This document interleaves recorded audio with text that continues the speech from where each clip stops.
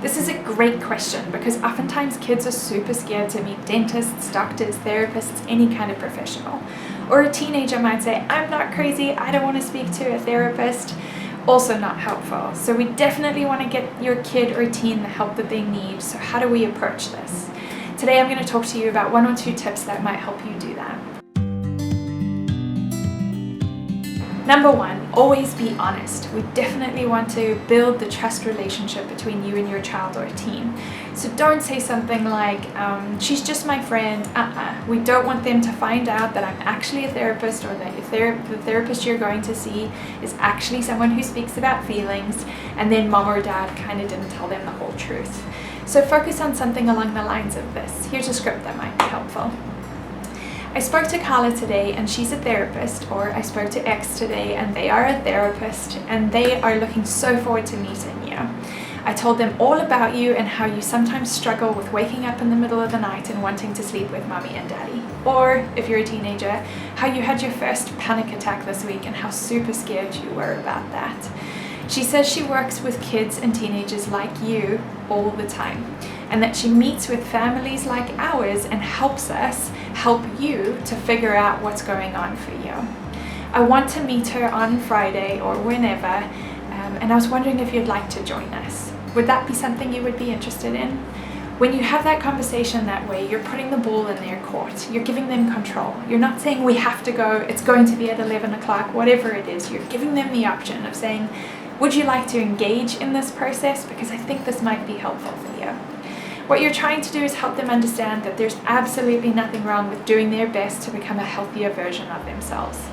Sometimes you can relieve the pressure by saying it's not only for them, and it's also for you. That you as a parent want to learn how to do a better job of helping your teen or your kid be the person that they want to be. So it can help relieve the concern and the focus of being all about kid or teen that way too. Before the first time that you meet, your kid might get a little bit scared. Totally normal.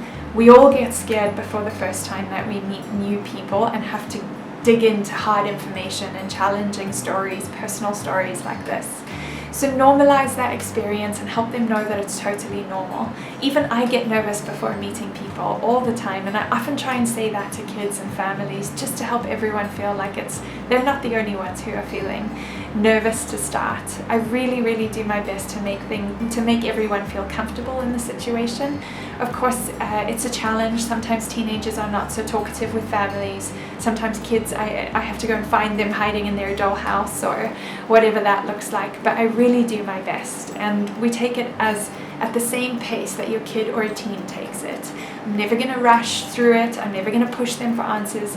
Let your kid and teenager know that if they don't want to talk about something, I am never going to make them talk about it. That can also be helpful too. Think about what you can do between the time that you book the session and the time that you actually see the therapist for the first time. Think about what those struggles are that you're really struggling with. Think about that from your kid's perspective. Think about it from your perspective. Think about think about what can be done to make a difference between the time you book the session and the time you start. Maybe there's actually something you can start doing to start helping yourself. That's always a good one to start off with too.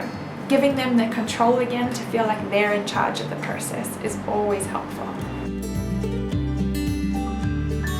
Just as a reminder, it's a super scary time. You might feel scared, your kids could easily feel scared too. Normalizing that process, totally normal to feel that way.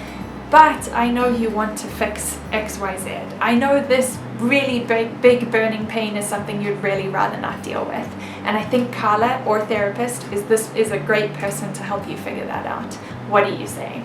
That's the conversation you're looking for.